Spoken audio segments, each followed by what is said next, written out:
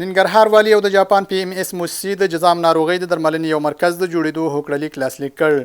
ننګرهار والی حاجی مولا محمد نعیم اخون او د جاپان پی ام اس موسسې د پروژې مرستیال ډاکټر ضیاء الرحمن د څه باندې 240,000 امریکایي ډالرو په مالی لګښت د جزام ناروغۍ د درملنې کنټرول او مخنیوي خدماتو پیلولو او یو مرکز جوړولو هوکړلیک لاسلیک کړ. ننګرهار والی حاجی مولا محمد نعیم اخون سره د دې ولایت یو شمیر ملي سوداګرو د خپل اداري او سوداګریزو ستونزو حل په موخه ولیدل او د همکارۍ غوښتنه یې وکړه. سوداګرو د ولایت مقام له دوامدارې همکارۍ مننه وکړه او د خپل مطرح شوي ستونزو حل ترڅنګ په یو شمیر نور برخو کې وړاندیزونه وکړل. ننګرهار والی حاجی مولا محمد نعیم اخون د کرنې رئیس او د غصب مخنیوي تخنیکی پلاوی مشر مولوي محمد ولی محسن او غړو سره په ناسته کې د غصب اړوند یو شمیر موضوعات واوریدل او په حال کې ورته د اصول او قانون لمخې د لازمو اجراءاتو لارښوونې وکړې.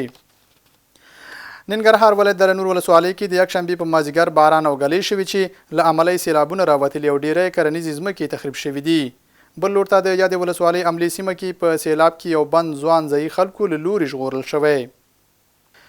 ننګرهار کې امنیتي موظفینو د یوې کشفي اطلاع پر اساس د عملیاتو پر مهال له یو کور څخه 2 غلا شوي موبایلونه ترلاسه کړي دي.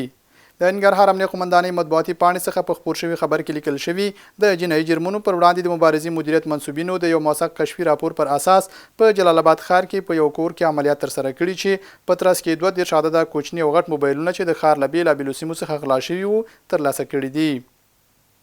ختیځ کې د څلورو ولایتونو ننګرهار، کونړ، نورستان او لغمان په کچه د نوي دودیدونکي لوبې بیسبال لوبډلې لپاره ازموینه واخیستل شوه.